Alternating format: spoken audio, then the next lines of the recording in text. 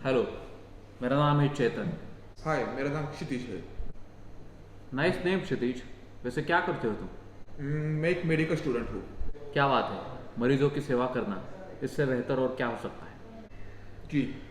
वैसे क्षितिज, मेडिकल में कौन से सिलेबस के लिए पढ़ाई कर रहे हो? मैं BAMS आयुर्वेद करता हूँ। और आप क्या? मैं रिसर्च करता हूँ। हाल ही में मुझे एक विषय सौंपा गया है और वो है आयुर्वेद। मैं उसी के ऊपर एक रिपोर्ट बना रहा हूँ। बहुत अच्छा काम है। तो कहाँ तक पहुँचा आपका रिसर्च? विभिन्न धार्मिक विद्वानों ने इसका रचनाकाल 5000 वर्ष पूर्व माना है। चरक और सुश्रुत जैसे कई ग्रंथकार आयुर्वेद को अथर्ववेद का उपवेद मानते हैं और इससे आयुर्वेद इतना प्राचीन है ये सिद्ध होता है।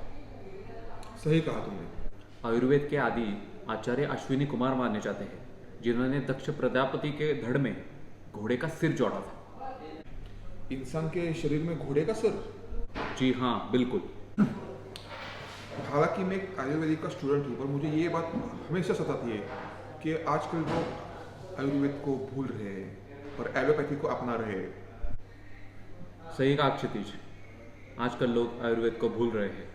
माना कि लोगों को रिजल्ट्स फास्ट चाहिए, पर इसका ये मतलब नहीं कि उन्हें आयुर्वेद को भूलना चाहिए। एलोपैथी और होम्योपैथी अपनी जगह पर सही है, वो फास्ट रिजल्ट देते हैं, पर आयुर्वेद की अपनी एक अलग जगह है। वो बहुत प्राचीन है, पुरातन है। और क्या पढ़ा है आपने आयुर्वेद के बारे में? अपने वेदों में ऋग्वेद है, जिसमें आयुर्वेद का एक उद्देश्य बताया गया है। वैद्य के गुणकर्म, विविध औषधियों का लाभ, ये सब बताया गया है। अग्नि चिकित्सा, जल चिकित्सा, सूर्य चिकित्सा, विश्व चिकित्सा और वशीकरण के भी बारे में बताया गया है इसमें। हाँ, ये मैंने भी कभी सुना था। आयुर्वेद के इतिहास पुरुष जीवक कौमार भज का कालखंड ईस्वीसन पूर्व लगभग 500 साल पुराना माना जाता है।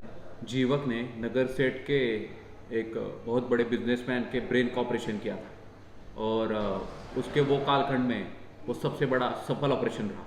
उन्होंने वाराणसी के नगर सेठ के पेटों की आंतों का भी ऑपरेशन किया था और वो भी बहुत सफल रहा। उन्होंने पेट को चीर कर आंतें बाहर निकाली और आंतों का जो खराब भाग था, एरिया था, उसको फेंक दिया और वापस आंतें अंदर डालकर पेट को सी दिया और ये एक सफल ऑपरेशन रहा। कमाल है, इतना सब कुछ। ये तो आज के ज़माने जैसा लग रहा है।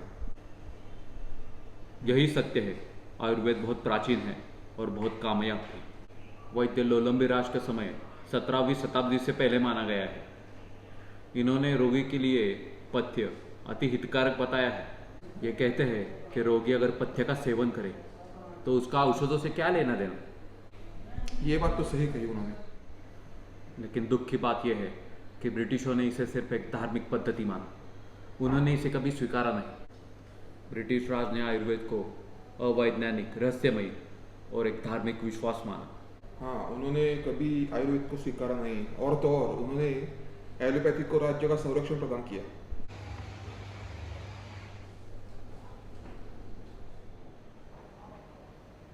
आयुर्वेद सिर्फ एक इलाज का जरिया नहीं है, वो एक इतिहास है, भारतीय संस्कृति का इतिहास। वो इतिहास जिसमें ऐसे वैद्य बने और उन्होंने ऐसे काम किए कि हम लोग कभी वो सोच भी नहीं सकते। सही कहा चेतन। आयुर्वेद चौंकाने वाले रहस्य से भरा पड़ा है। इसमें कोरोना जैसी बीमारी, कैंसर जैसी बीमारी, इस पर भी दवाइयाँ हैं, बस लोगों को वो पता नहीं है। हरी धनिया पत्तियों के काढ़े से ये थायराइड जैसी बीमारी को भी ठीक कर सकता है। बस भुट्टे के बाल रेशम का काढ़ा पिए, डायलिसिस तुरंत बंद हो जाएगा। अगर सांप ने काट लिया हो तो रीठा चूसे, गुम्मा, द्रोणोपुष्पी पौधा पूरा का पूरा पीस कर पी ले। अगर सांप ने काट लिया हो और अगर जहरीला सांप हो तो रीठा चूसे, गुम्मा, द्रोणोपुष्पी पौधा पीस कर पूरा पी ले, जल्दी ठीक हो जाएगा। दिक्कत तो सिर्फ ये बात की है कि ये सब टाइम कंज्यूमिंग है, और शहर वाले के पास इतना टाइम कहाँ। अगर बच्चे के दिल में छेद है तो सिर्फ एक फारूकी घी में भून कर खिलाए, सुबह खिलाए, छेद भर जाएगा। आयुर्वेद में रहस्यों का अंत नहीं क्षितिज। That's right. मुझे आज भी यकीन नहीं होता कि आयुर्वेद इतना अच्छा होने के बावजूद लोग इसे स्वीकारते नहीं। चेतन, क्योंकि लोगों के पास टाइम कहाँ है, उन्हें तो फटाफट रिजल्ट चाहिए, एकदम फटाफट। यही बात तो है क्षितिज, पर इन फास्ट रिजल्ट के चलते इनके साइड इफ़ेक्ट्स को नज़रअंदाज किया जाता है। शायद लोग उसे वापस स्वीकारें और ये वापस उभर कर आए जैसे हजारों साल पहले होता था। तो ऐसा है आयुर्वेद हमारा, और हमें इस पर गर्व होना चाहिए। मेरी रिपोर्ट तैयार होने को ही है, कुछ ही दिनों में मैं वो सबमिट कर दूंगा। मुझे वो रीड करने को मिलेगी तो अच्छा लगेगा। Of course.